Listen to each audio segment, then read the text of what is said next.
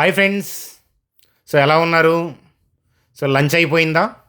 So నాకు తెలిసి mostly మన సబ్స్క్రైబర్స్ ఈ వీడియోని ఏంటంటే మార్కెట్ అవర్స్ క్లోజ్ అవ్వకముందే చూస్తూ ఉంటారు. సో ఎందుకనంటే నేను వీడియో రికార్డ్ చేసేటప్పటికి సో మిడ్ నూన్ అయింది. సో అరౌండ్ 1:05 అనమాట.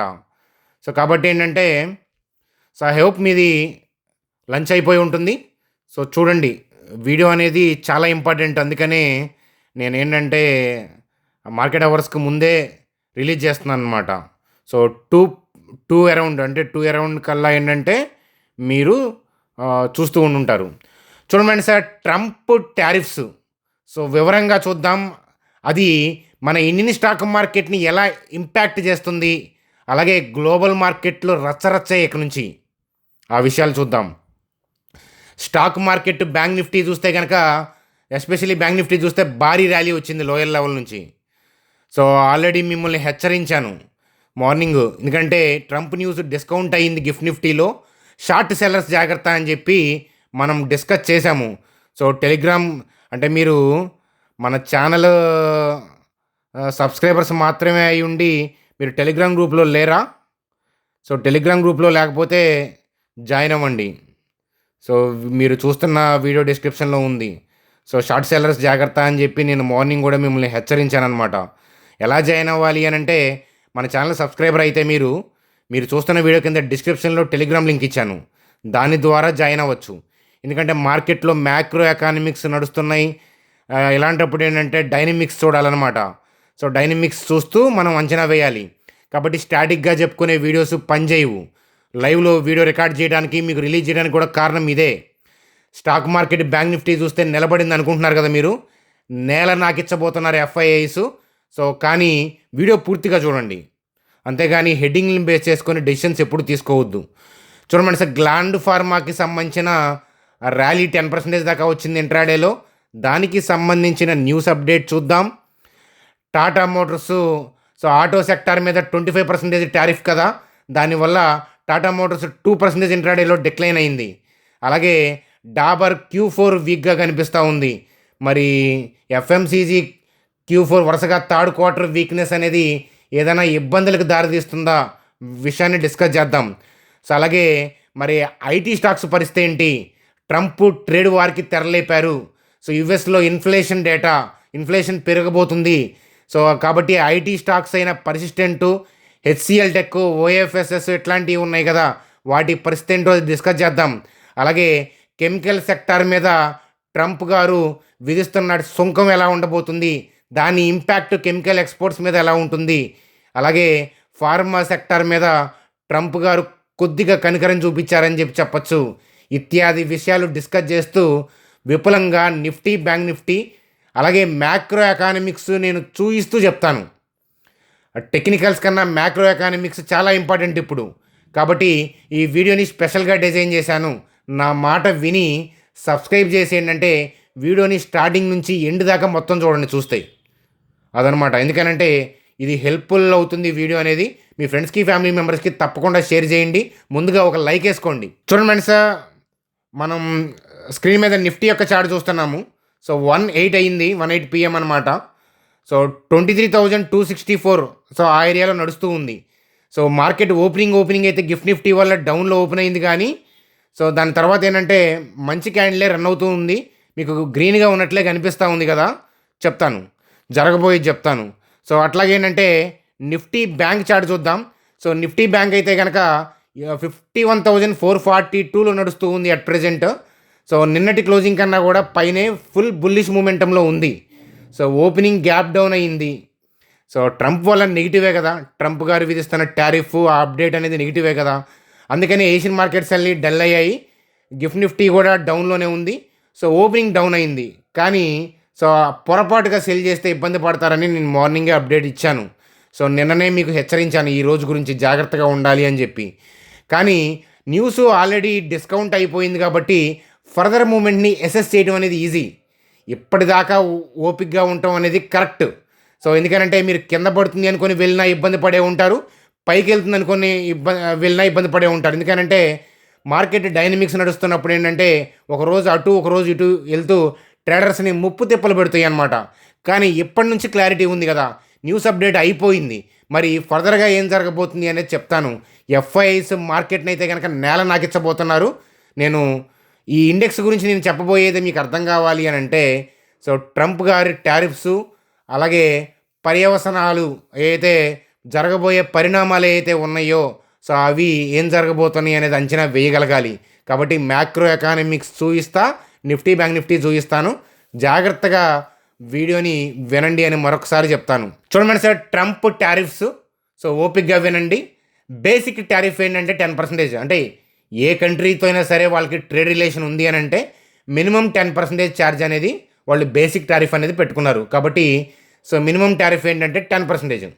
సో అయితే చూడండి, ఇక్కడ డిఫరెంట్ కంట్రీస్ ఎట్లా యుఎస్కి ఛార్జ్ చేస్తున్నాయి అని చూస్తే, మన ఇండియా యాక్చువల్గా ఏంటంటే మన ఎక్స్పోర్ట్స్ ఎక్కువ, యుఎస్తో ఇంపోర్ట్స్ కన్నా కూడా ఎక్స్పోర్ట్స్ ఎక్కువ. సో కాబట్టి 52% మనం ఛార్జ్ చేస్తున్నాము. ఇప్పుడు యుఎస్ఏ డిస్కౌంటెడ్ రెసిప్రోకల్ టారిఫ్ ఎంతగా ఉండబోతుంది అని అంటే, సో దీంట్లో సగం 26% ఛార్జీ వేయబోతున్నారనమాట ఓవరాల్గా. సో చైనా 67% విధిస్తుంది యుఎస్ మీద సుంకం, వాళ్ళ మీద 34% విధిస్తున్నారు. అలాగే వియత్నాం 90% చేస్తుంది, వాళ్ళ మీద 46% రెసిప్రోకల్ టారిఫ్ అనమాట. పాకిస్తాన్ 58%, వాళ్ళ మీద 29% రెసిప్రోకల్ టారిఫ్ అనమాట. బంగ్లాదేశ్ 74 విధిస్తుంది, వాళ్ళ మీద 37%. సో మనకి బాగా ఇంపార్టెంట్ ఏంటి అని అంటే, కింద 3 కాదు, మనం చూడాల్సింది ఏంటంటే ఇండియా, చైనా. సో ఇక్కడ మనకి 26%.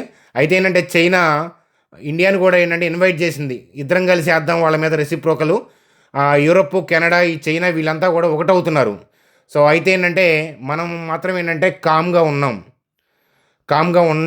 సో కామ్గా ఉండటం కరెక్టే. ఎందుకనంటే సో మీరు చూడండి, మన ఫారెన్ అఫైర్స్ చూస్తే కనుక ఏ గవర్నమెంట్ ఉన్నా కూడా మనం కూల్గా వెళ్తాము, సున్నం పూసుకోము, అవసరమైతే కూల్గా ట్యాక్స్ వేస్తాము, పెంచుతాము. అంతేగాని అగ్రెసివ్గా కామెంట్స్ చేయాల్సిన అవసరం లేదు కదా.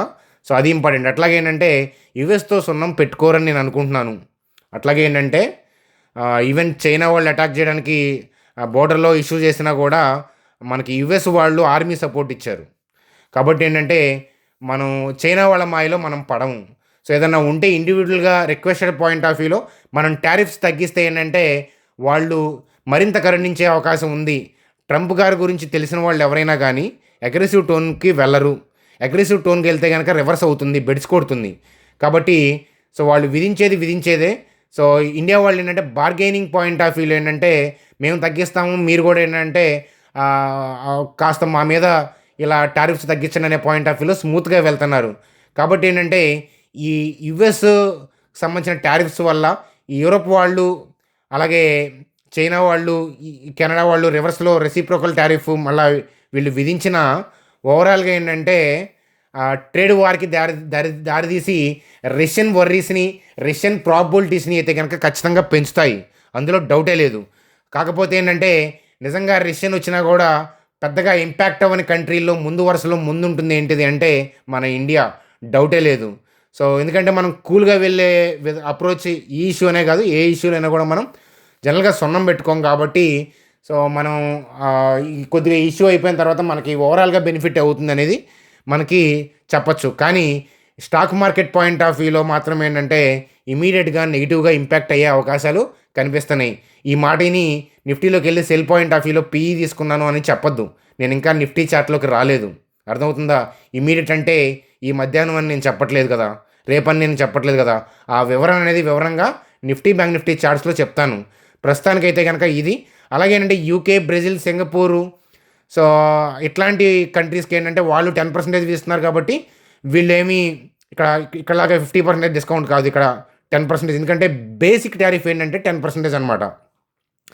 అలాగే ఆటోమొబైల్ టారిఫ్ ఏంటంటే 25% మన కంట్రీ మీద.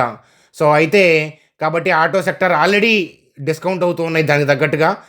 మరొకసారి ఏంటంటే టాటా మోటార్స్ ఈరోజు ఇంట్రాడేలో 2% డిక్లైన్ అయింది ఇంట్రాడేలో. ఒకసారి టాటా మోటార్స్ యొక్క చార్ట్ చూద్దాం పదండి. చూడండి సార్, మీరు జాగ్రత్తగా అబ్జర్వ్ చేస్తే ఏంటంటే ట్రంప్ ఏం చేస్తున్నారంటే యుఎస్ ఖజానా పెంచుకోవడానికి చూస్తున్నారు. సో యాక్చువల్గా ఒక కంట్రీ డెవలప్ అవ్వాలంటే ఎక్స్పోర్ట్స్ పెంచుకోవాలి, ఇంపోర్ట్స్ తగ్గించుకోవాలి. కానీ రివర్స్లో ఇప్పుడు యుఎస్ వాళ్ళు ఏం చేస్తున్నారంటే మీరు మా మీద బాగానే వేస్తున్నారు కదా, మేము విధిస్తే తప్పేంటి అని చెప్పి వాళ్ళ ఎక్స్పోర్ట్స్ పెంచట్లా, ఎక్స్పోర్ట్ వాల్యూ పెంచుతున్నారు ట్యాక్స్ పెంచడం ద్వారా. అర్థమైందా? ఎక్స్పోర్ట్స్ మనం చేయాల్సిన ఎక్స్పోర్ట్స్ ఎక్కువ చేసామనుకోండి మ్యానుఫ్యాక్చరింగ్ పెంచుకొని, సో అది వేరే. సో ఎక్స్పోర్ట్స్ పెరగడం అవుతుంది, కానీ ఎక్స్పోర్ట్ వాల్యూ పెంచుతున్నారనమాట. సో దానివల్ల ఏంటంటే సో ఇప్పుడు ఈ ట్రేడ్ వార్కి దారి తీసింది. చూడండి, ఏదైతే యుఎస్కి డెఫిసిట్ ఉందో, సో అది కనిపిస్తుంది. టారిఫ్ ఫ్లాగ్డ్ బై యుఎస్ఏ, అంటే యుఎస్ వాళ్ళు మీద చైనా వాళ్ళు 67% చేస్తున్నారు. యుఎస్ డెఫిసిట్ ఎంత ఉందో చూసుకొని, సో చూడండి ఈ ఎగ్జిమ్ గ్యాప్ దాన్ని బేస్ చేసుకొని ఎలా టార్గెట్ చేశారు. ఆ ఎగ్జిమ్ రేషియో అనేది ఇక్కడ ఉంది చూడండి, ఎక్స్పెక్టెడ్ ఎగ్జిమ్ రేషియో. మీరు చూస్తే కనుక ఈ డేటా మీకు చూస్తే ఏంటంటే క్లియర్ కట్గా ఏంటంటే వాళ్ళు ఆ వాల్యూ అంటే ఎక్స్పోర్ట్ వాల్యూ పెంచుకోవాలనుకుంటున్నారు తప్ప ఎక్స్పోర్ట్స్ పెంచాలనుకోవట్లేదు. ఎక్స్పోర్ట్ వాల్యూ పెంచితే మంచిదే, కానీ మీరు వేస్తున్నారు కాబట్టి మేము కూడా మీరు వేసే దాంట్లో సగం వేస్తామని చెప్పి వెళ్తున్నారు.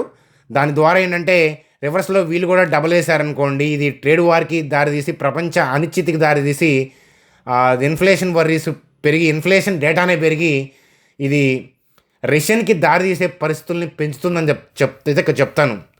అర్థమవుతుందా? దాని తర్వాత మళ్ళీ ట్రంప్ గారు తెలుసు కదా, ముందు ఎగిరి దాని తర్వాత కామ్ డౌన్ అయితే మళ్ళీ మనం ఏం చేయలేము అది. కాబట్టి ఏంటంటే మనం మార్కెట్ డైనమిక్స్ చెప్తున్నప్పుడు మార్కెట్తో పాటు ట్రావెల్ చేసేలాగా ఉండాలి, అంతేగాని ఖచ్చితంగా రష్యన్ వస్తుందని రష్యన్ రాదని ఇలాంటివి మనం చెప్పలేము. కానీ మనం ఏంటంటే చాకచక్యంగా మార్కెట్లో ప్లే చేయొచ్చు. మరి ఇన్వెస్టర్స్ పరిస్థితి ఏంటి, ఇవన్నీ మాట్లాడతాను. చూడండి ఫ్రెండ్స్, ఇప్పటిదాకా మనం చెప్పింది నచ్చితే కనుక ఇకపైన వీడియో చెప్పేది కూడా నచ్చుతుంది. కాబట్టి వీడియోని లైక్ చేయడం మర్చిపోవద్దు. కొత్త వాళ్ళైతే కనుక ఇలాంటి ఇంపార్టెంట్ థింగ్స్ చెప్తున్నప్పుడు సబ్స్క్రైబ్ చేయమని నేను చెప్తాను. మామూలప్పుడు ఏంటంటే నేను పెద్ద పట్టించుకోను, కాబట్టి సబ్స్క్రైబ్ చేయమని మరీ చెప్తాను. వీడియోని షేర్ కూడా చేయండి. చూడండి సార్, డిఫరెంట్ సెక్టార్స్ ఎలా ఇంపాక్ట్ అవుతాయి అని చూసే ముందు ఒకసారి నేను బ్యాంక్ నిఫ్టీ చార్ట్ చూపిస్తాను. సో మరి బ్యాడ్ న్యూస్ అయితే ఎందుకని ర్యాలీ వచ్చింది, ఇది ఎక్కువ మంది డౌటు, అంతే కదా. సో బ్యాడ్ న్యూస్ ఉన్నప్పుడు నేను ఎందుకని మామూలుగా మీకు జనరల్గా ఏదైనా ఎడ్యుకేషనల్గా మీకు నేర్పించేటప్పుడు జాగ్రత్త చెప్పేటప్పుడు కూడా చూడండి, మేము రికమెండేషన్ ఏమీ ఇవ్వము, కానీ ఎడ్యుకేషన్గా మీకు నేర్పిస్తూ ఉంటాను ఏం జరగబోతుంది అనేది. దానిలో భాగంగా ఏషియన్ మార్కెట్స్ డమాల్ కేర్ఫుల్ ఫర్ షార్ట్ సెల్లర్ అని చెప్పాను. ఎందుకని మార్కెట్ ఆల్రెడీ డిస్కౌంట్ అయ్యి ఓపెన్ అవుతుంది. సో మీకు చాలాసార్లు చెప్పాను, చూడండి 23,174 దగ్గర గిఫ్ట్ నిఫ్టీ చూపిస్తుంది అని అంటే మార్కెట్ గ్యాప్ డౌన్ అవుతుంది. గ్యాప్ డౌన్ అయ్యి ఆల్రెడీ డిస్కౌంట్ అయ్యింది అది. సో చూడండి, అయితే ఎందుకని ఇలా రివర్స్ అవుతాయి మార్కెట్లు నెగిటివ్ న్యూస్ ఉన్నప్పుడు అంటే రీజన్ ఏంటంటే చూడండి మేడం సార్, ట్రంప్ టారిఫ్ అనేది నెగిటివ్ న్యూస్. మీకైనా ఏంటి, మనకైనా ఏంటి, అందరికీ తెలుసు ఆ విషయం, ప్రపంచం మొత్తం తెలుసు. ఏషియన్ మార్కెట్స్ ఓపెనింగ్ డౌన్లో ఉన్నాయి. అక్కడ గిఫ్ట్ నిఫ్టీ కూడా ఓపెనింగ్ డౌన్లో ఉంది. మన నిఫ్టీ కూడా ఓపెనింగ్ డౌన్లోనే ఓపెన్ అయింది. చూడండి నిఫ్టీ ఎక్కడ ఓపెన్ అయింది, ఒకసారి నిఫ్టీ చార్ట్కి వెళ్ళి చూపిస్తాను. సో నిఫ్టీ ఎక్కడ ఓపెన్ అయింది అని చూస్తే మనం చూడండి ఎక్కడ ఓపెన్ అయింది, 23,150 గిఫ్ట్ నిఫ్టీకి తగ్గట్టుగానే ఓపెన్ అయింది. గిఫ్ట్ నిఫ్టీ 23,175 అలా ఉంది. సో ఓపెనింగ్ 150, లో ఎంత 23,145. షార్ట్ సేల్ చేసిన వాళ్ళు బలవుతారు, అదే నేను చెప్పింది మీకు మార్నింగ్ మెసేజ్. సో ఎందుకని అని అంటే చూడండి మేడం సార్, నెగిటివ్ న్యూస్ అని అందరికీ తెలుసు, అది డిస్కౌంట్ అయ్యి మార్కెట్లో ఓపెన్ అవుతుంది.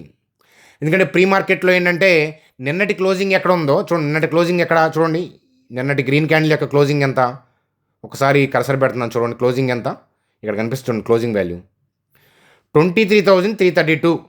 సో 23,332 అరౌండ్ మార్కెట్ ఓపెన్ అయితే పొద్దున్నే మీరు సెల్ కొట్టుకుంటే ఉపయోగం ఉంటుంది, నెగిటివ్ న్యూస్ ఉంది కాబట్టి. కానీ స్టాక్ మార్కెట్ మనకన్నా తెలివైంది, ప్రీ మార్కెట్లో ఆర్డర్లు పెట్టేవాళ్ళు మనకన్నా తెలివైన వాళ్ళు ఏం చేస్తారు, నిన్నటి క్లోజింగ్ దగ్గర సెల్ ఆర్డర్స్ పెట్టి గిఫ్ట్ నిఫ్టీ ఎక్కడ ఉందో దాని అరౌండ్ ఏంటంటే బై ఆర్డర్స్ ప్లేస్ చేస్తారు. అర్థమవుతుందా అది. సో అట్లా అని చెప్పేసి నెగిటివ్ న్యూస్ ఉన్నప్పుడు ఓపెనింగే బై చేస్తాం అనుకోవద్దు. కొన్నిసార్లు గ్యాప్ డౌన్ ఓపెన్ అయ్యి కూడా కిందకి వెళ్తాయి. ఆ పరిస్థితులన్నీ మీకు వెబినార్ల ద్వారా మీకు నేర్పిస్తాను. సో ఓపిక్గా వినండి. ఎస్పెషల్లీ బిగినర్స్కి నేను చెప్పేది అంత ఈజీగా అర్థం కాదు, ఎక్స్పీరియన్స్ ఉన్న వాళ్ళకి అర్థం అవుతుంది, బిగినర్స్ కూడా స్లోగా అర్థం అవుతుంది. వెబినార్ల ద్వారా మిమ్మల్ని గైడ్ చేసే ప్రయత్నం ఖచ్చితంగా చేస్తాను. సో చూడండి ఫ్రెండ్స్, ఓపెనింగే బయర్ దగ్గర ఓపెన్ అవుతుంది. సో కాబట్టి ఏంటంటే ఎఫ్ఐఐకి డిఐకి అందరికీ తెలుసు నెగిటివ్ న్యూస్ అని, రీటైల్ పీపుల్ కూడా నెగిటివ్ తెలుసు, ట్రంప్ నెగిటివ్ చేశారని అందరికీ తెలుసు. ఓపెన్ అయిన తర్వాత రీటైల్ పీపుల్ సెల్ మోడ్లో ఉంటారని ఇన్స్టిట్యూషన్స్కి తెలుసు. మరి ఓపెనింగే ఎఫ్ఐఐస్ డిఐస్ సెల్ ఆర్డర్లు పెడితే ఎక్కడ ఓపెన్ అయిందో అక్కడ సెల్ ఆర్డర్లు పెడితే ఆర్డర్లు ఎగ్జిక్యూట్ అవ్వు. బయర్ ఎవరు ఉంటారు చెప్పండి, మీరు ఎంతమంది వీడియో చూస్తున్నారు. సో మన మెసేజ్ చూసుంటే ఓకే. చూడని వాళ్ళైనా సరే, చూసిన వాళ్ళైనా ఇంత నెగెటివ్ న్యూస్ ఉన్నప్పుడు, గిఫ్ట్ నిఫ్టీ అంత నెగెటివ్‌గా ఉన్నప్పుడు ఓపెనింగ్ ఎంతమంది బయింగ్ సిద్ధంగా ఉంటారు? ఎవ్వరు ఉండరు. హార్డ్‌లీ 5% ఆఫ్ ది పీపుల్ ఉంటారేమో. కానీ 95% ఆఫ్ ది పీపుల్ ఎటువైపు ఉంటారు? ఓపెనింగే సెల్ మోడ్‌లో అనే పాయింట్ ఆఫ్ వ్యూలో ఉంటారు. అట్‌లీస్ట్ అబ్జర్వేషన్ మోడ్‌లో ఉంటారు. అంతేగాని బైకైతే ఎళ్ళరు కదా! కాబట్టి ఏంటంటే, సో ఇనిషియేషన్స్ ఇనీషియల్ మూవ్‌మెంట్‌లో అంటే ఓపెనింగ్ టైమ్‌లో బై ఆర్డర్‌లు అంటే సెల్ ఆర్డర్‌లు ప్లేస్ చేస్తే నెగెటివ్ న్యూస్ ఉంది కదని వాళ్ళ ఆర్డర్‌లు ఎగ్జిక్యూట్ అవ్వవు. అంతే కదా! నెగెటివ్ న్యూస్ అని అందరికీ తెలుసు కదా! వాళ్ళు సెల్ ఆర్డర్ రిలీజ్ చేస్తే బయర్ ఎవరో ఒకళ్ళు ఉండాలి కదా! ఉండవు. అందుకని వాళ్ళేం చేస్తారంటే రివర్స్‌లో గ్యాప్ డౌన్ అయినప్పుడు ఏంటంటే, సో ఆల్రెడీ పైనుంచి సెల్ ఆఫ్ చేసుకుంటా వచ్చారు కాబట్టి షార్ట్స్ కవర్ చేస్తారు. ఆ షార్ట్ కవరింగ్ అంటే ఏంటి? పైనుంచి 10,000 కోట్లు సెల్ ఆఫ్ చేశారనుకోండి. ఒక 1000 కోట్లు ఏంటంటే బై చేసి కవర్ చేసి ప్రాఫిట్ పొందుతారు. 10,000 కోట్లు ఇలా సెల్ ఆఫ్. ఒక 1000 కోట్లు ఏంటంటే 1000 కోట్లు, 1,500 కోట్లు అట్లా ప్రాఫిట్ బుకింగ్ అంటే బై చేయడం ద్వారా. ముందు సెల్ చేశారు కాబట్టి ఇప్పుడు చేసే బైని ఏమంటాం? షార్ట్ కవరింగ్ అంటాం. కాబట్టి అది షార్ట్ కవరింగ్ చేయడానికి పాజిబిలిటీ ఎతుకుతారు. సో ఎందుకంటే డౌన్‌లో ఓపెన్ అయింది కాబట్టి. మనం ఏమనుకుంటాం? నెగెటివ్ న్యూస్ ఉంది కాబట్టి ఓపెనింగ్ సెల్ ఆఫ్ చేస్తాం అనుకుంటాం. రిటైల్ పీపుల్ చేసే బ్లండర్ మిస్టేక్ ఇదే. ఎందుకంటే సోషల్ మీడియా అంతా కూడా గిఫ్ట్ నిఫ్టీని వీటిని చూపించి భూతత్వంలాగా చూపిస్తూ ఉంటారు. అలాగే మామూలుగా జనరల్‌గా మనం నేర్చుకునే లాజిక్స్ కూడా ఎలా ఉంటాయి అనంటే global cues down, gift nifty down అంటే సెల్లు అనే పాయింట్ ఆఫ్ వ్యూలో ఇంట్రాడేలో నేర్చుకుంటాం. కానీ అది మోస్ట్ ఆఫ్ ది టైమ్స్ మనం ముంచుతుంది. అందుకనే నేను బిగినర్స్‌కి ఎస్పెషల్లీ చెప్తున్నాను. 45 మినిట్స్ మార్కెట్ మీరు బ్రేక్ ఇస్తే ఇనీషియల్ మూవ్‌మెంట్స్‌లో 45 మినిట్స్ ఆగితే మీకు ఏం చేయాలో తెలుస్తుంది. అర్థమవుతుందా? మీరు ఏదైనా చేయాలంటే న్యూస్ అప్డేట్‌లన్నీ అయిపోయినాయి కదా! ఏదైనా చేయాలి అనంటే ఇప్పుడు 1:22 అయింది కదా! 2:00 నుంచి అబ్జర్వ్ చేయండి. మీకు మార్కెట్ ఎడిపోతుందో తెలుస్తుంది. అర్థమవుతుందా? అది. సో, కాబట్టి 2:00 నుంచి మనకి ఆ సెల్ ఆఫ్ కనిపిస్తుందో లేదో మనం చూడాలి. సో, చూడండి ఫ్రెండ్స్ ఒక్క ఓవరాల్ వ్యూ అయితే చెప్తాను. మళ్ళా రేపు ఆర్డర్‌లు ఎగ్జిక్యూట్ కాక మళ్ళా రేపు టెంపరరీ ర్యాలీ వస్తే రావచ్చేమో. సో, అది నేను ఇప్పుడు స్పెక్యులేట్ చేయను. ఎందుకంటే 2-3:30 చాలా కేర్‌ఫుల్‌గా అబ్జర్వ్ చేస్తాను. అలాగే నైట్ చాణక్య స్టాక్ ట్రేడర్స్‌లో నేను విపులంగా మీకు అప్డేట్ ఇస్తాను. సో, అయితే ఏంటంటే రేపు ర్యాలీ వచ్చినా సో, లేదా ఈరోజు 2:00 పాయింట్ ఆఫ్ వ్యూ నుంచి సెల్ ఆఫ్ అన్న స్టార్ట్ అవ్వచ్చు. లేదా టెంపరరీగా ర్యాలీస్ వచ్చినా సో, ఈ రీసెంట్ హై ఏదైతే ఉందో సో, అదే హై. అర్థమవుతుందా? సో, ఖచ్చితంగా ఏంటంటే ఈ రీసెంట్ హైని అయితే గనక ఇప్పట్లో బ్రేక్ చేయదు. సో, ఖచ్చితంగా ఏంటంటే ఈ రేపు ర్యాలీ వచ్చినా, ఈరోజు ర్యాలీతో నిలబడ్డా సో, ఖచ్చితంగా ఏంటంటే ఈ ఏరియా నుంచి అయినా సరే నరికేదే. ఎఫ్ఐఎస్ ఈ పర్టిక్యులర్ ఏరియా నుంచి అయినా సరే నరికేదే. సో, ఒకవేళ రేపు ర్యాలీ వచ్చినా 23,530 23,654 ఇక్కడ నుంచి వాళ్ళు నరికేదే. వాళ్ళకి ఆర్డర్లు ఎగ్జిక్యూట్ అవ్వక షార్ట్ కవరింగ్ చేస్తున్నారు.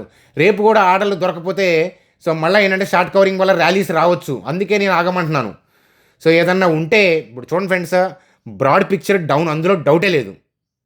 సో, డౌనే. ఎందుకనంటే సో, ఆల్రెడీ డౌను. కానీ బ్రాడ్ పిక్చర్ డౌన్ అయినా కూడా ఆల్రెడీ నెగెటివ్ న్యూస్‌లు నడుస్తున్నప్పుడు ఏంటంటే ఆర్డర్లు దొరకవు. వాళ్ళు సెల్ ఆఫ్ చేయడానికి ఆర్డర్లు దొరక్క వాళ్ళు బై చేస్తున్నారు. పైనుంచి సెల్ ఆఫ్ చేస్తున్నారు కదా! సో, ఇలా ర్యాలీస్ తెప్పించి నరికేస్తారు. సో, మీకు అర్థమవుద్ది ఆ విషయం. కానీ అప్పటికి ఆలస్యం అయిపోద్ది. కాబట్టి సో, ఆ మూవ్‌మెంట్‌ని క్యాప్చర్ చేసే పాయింట్ ఎక్కడి నుంచి డిప్ అవుతుంది?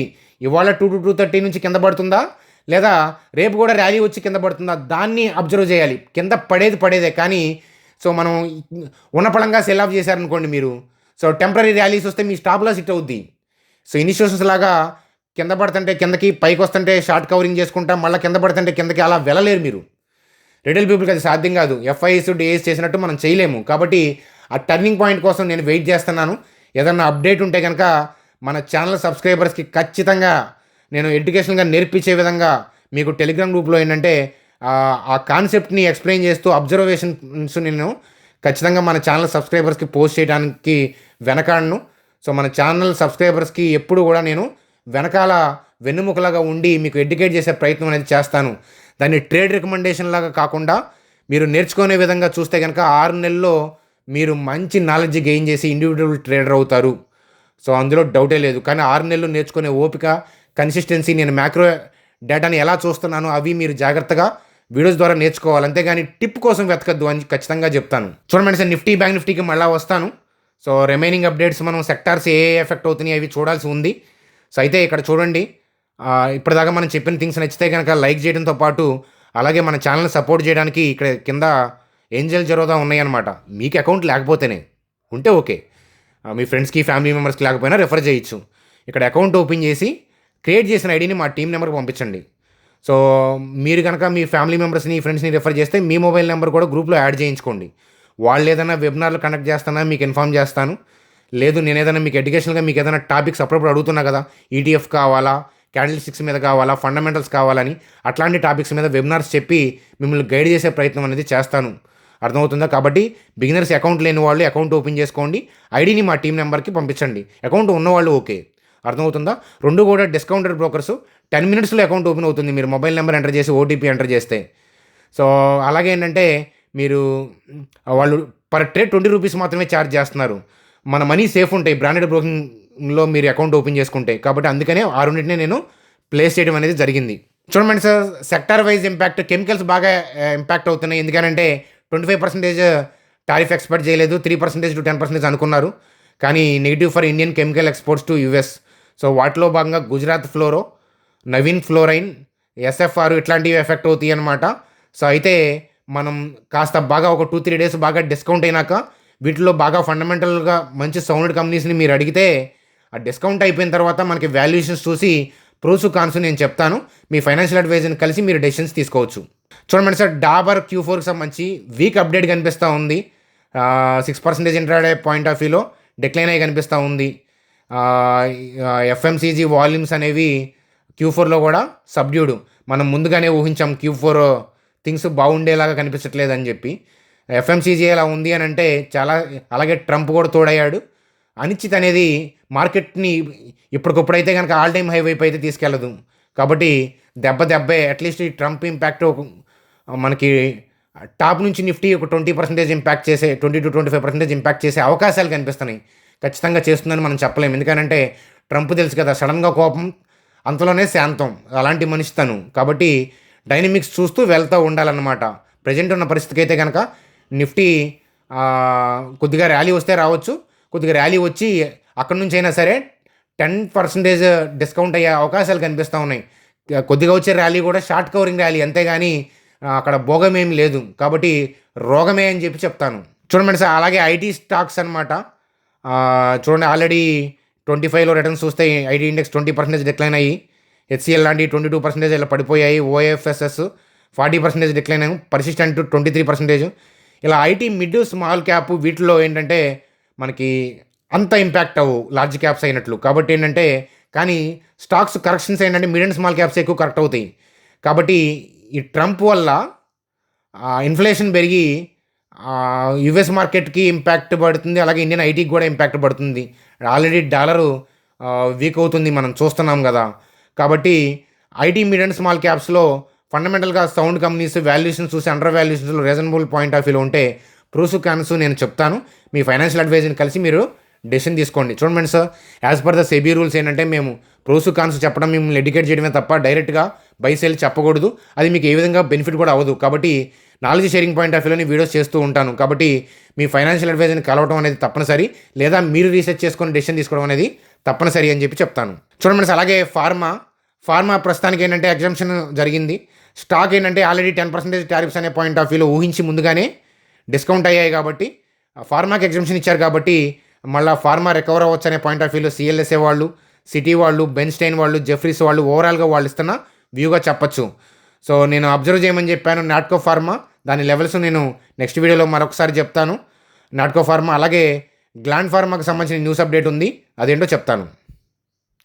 చూడండి సార్, గ్లాండ్ ఫార్మా వాళ్ళకి ఏంటంటే ఆ ఇంజక్షన్కి సంబంధించి ఎసిటామినోఫెన్ అంట. నేను తెలుగు మీడియం, నాకు పెద్దగా ఇంగ్లీష్ రాదు. ఎసిటామినోఫిన్. సో ఆ ఇంజక్షన్ దానికి సంబంధించి ఏంటంటే అప్రూవల్ వచ్చింది. దానివల్ల 10% ఇంట్రాడేలో ర్యాలీ అయ్యి ఉండొచ్చు. సో అది ఒక న్యూస్ అప్డేట్గా చూడండి ఫ్రెండ్స్. వీడియో క్లోజ్ చేసే ముందు బ్యాంక్ నిఫ్టీ పాయింట్ ఆఫ్ వ్యూలో స్ట్రాంగ్గా హై లెవెల్లో ఉంది, కానీ 2 తర్వాత జాగ్రత్త.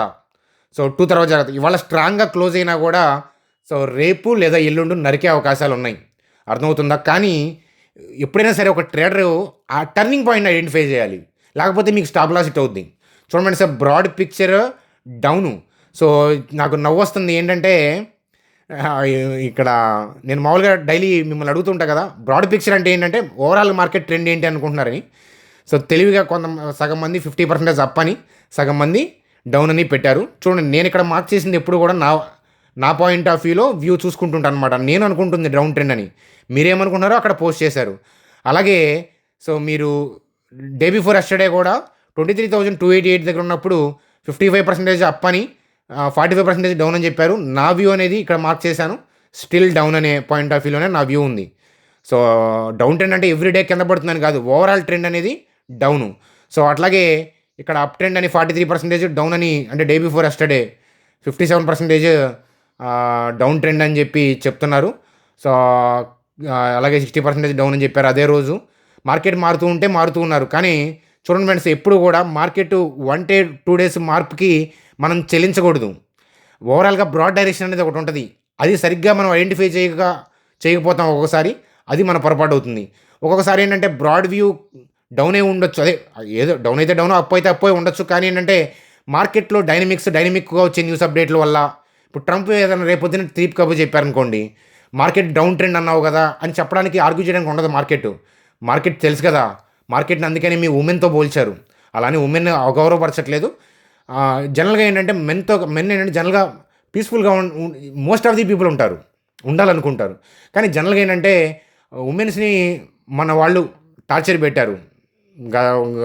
మీరు చూస్తుంటే కనుక మన కంట్రీస్లోనే సతీ సహగమనం లాంటి ఉమెన్స్ని టార్చర్ చేయడం, ఇట్లాంటివన్నీ చాలా చేశారు. దానివల్ల ఏంటంటే ఆ జెనెటిక్ ఇంపాక్ట్ ఇప్పుడు మెన్స్ అనుభవిస్తున్నారు. అందువల్ల ఏంటంటే మూడ్ ఫ్లక్చువేషన్స్ ఎక్కువ ఉంటాయి కదా. అలాగే అందుకనే ఉమెన్ని స్టాక్ మార్కెట్తో పోలుస్తూ ఉంటారు. అంటే ఆ మూడ్ ఫ్లక్చువేషన్స్ని పోలుస్తూ ఉంటారు అనమాట. అది కాబట్టి ఉమెన్ని గౌరవించాలి, వాళ్ళని అర్థం చేసుకోవాలి తప్ప, వాళ్ళని అర్థం చేసుకోవడానికి ప్రయత్నించొద్దు అంటారు. వాళ్ళని లవ్ చేయడం తప్ప ఏమీ చేయలేరని చెప్తారనమాట. సో రాకేష్ జుంజునవాలా గారు చెప్పిన స్టేట్మెంట్స్ ఇవన్నీ కూడా నా వ్యక్తిగతమైన థింగ్ అయితే కాదు. అలాగే మన హర్షద్ మహతా కూడా తను చెప్పిన థింగ్ అనమాట. అందుకని ఏంటంటే ఇర్రేషనల్ బిహేవియర్ అనేది స్టాక్ మార్కెట్లో మీకు కనిపిస్తూ ఉంటుందన్నమాట. అదనమాట. సో ఇక్కడ థింగ్ ఏంటంటే, కాబట్టి మనకి మార్కెట్ డైనమిక్స్ చూసుకుంటూ ఉండాలి. ఒక్కొక్కసారి మనం అనుకున్నది మార్కెట్ డైనమిక్స్ వల్ల రివర్స్ అవ్వచ్చు. కానీ బ్రాడ్ పిక్చర్ చూడండి, మీరు మొన్న పెట్టినా నేను డౌన్ అయి పెట్టుకున్నాను, అంటే నా పాయింట్ ఆఫ్ వ్యూలో నా వ్యూ. అలాగే ఇక్కడ కూడా డౌన్ అయి పెట్టుకున్నాను, నిన్న పెట్టుకున్న వ్యూ. అలాగే ఇప్పుడు పెట్టుకున్నా కూడా డౌను. బ్రాడ్ వ్యూ డౌను అంటే ట్రెండ్ డౌనే ఉంది, కానీ ఎక్కడి నుంచి టర్నింగ్ అవుతుంది అది తెలిస్తే మనకు ఉపయోగపడుతుంది. అదనమాట. కాబట్టి నేను 2 to 230 అబ్జర్వ్ చేస్తాను. ఇవాళ మంచి పాజిటివ్గా క్లోజ్ అయ్యి ఈ రీసెంట్ హైస్ దాటినా కూడా బ్యాంక్ నిఫ్టీ రేపు అని నేను ఖచ్చితంగా చెప్పలేను. కానీ రేపా ఎల్లుండా అది నేను టర్నింగ్ పాయింట్ నేను చూస్తాను. నరుకుడే నేల నాకిస్తారు. ఈ ర్యాలీని చూసి మాత్రం మీరు తొడగొట్టారంటే, సో ఇది బుల్ ట్రాపా బేర్ ట్రాపా అని నేను మాట్లాడట్లేదు. ఖచ్చితంగా రీటైల్ పీపుల్ ట్రాప్లోకి అయితే వెళ్తారు.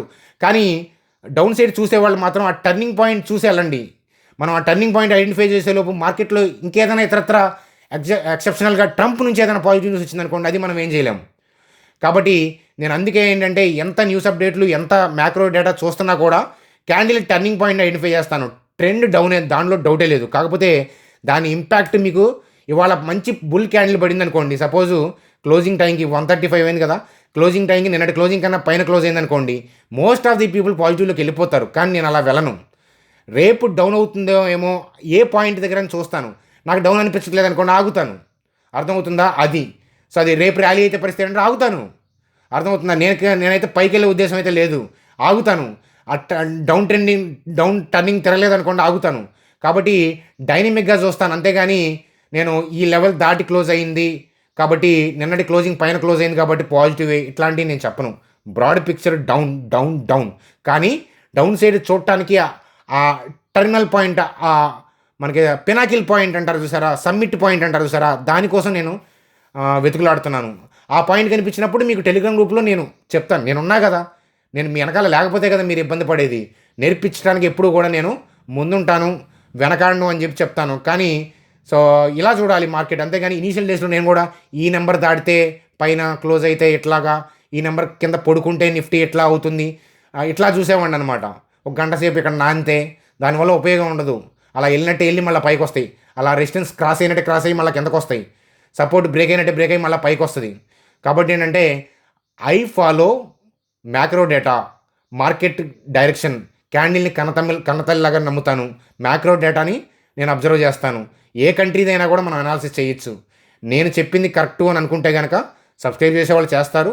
లేని వాళ్ళు ఆలస్యంగా అయినా వచ్చి తెలుసుకొని సబ్స్క్రైబ్ చేస్తారు. కానీ నేను మాత్రం నా నాలెడ్జ్‌ని షేర్ చేయడానికి ఎప్పుడు కూడా ముందుంటాను. సో, రన్నింగ్ మార్కెట్‌లో వీడియో చేశాను కదా! నైట్ చాణక్య స్టాక్ ట్రేడర్స్‌లో కూడా మరింత విపులంగా వీడియో అనేది చేస్తాను. అది ఫ్రెండ్స్ మనకి గుడ్ డే.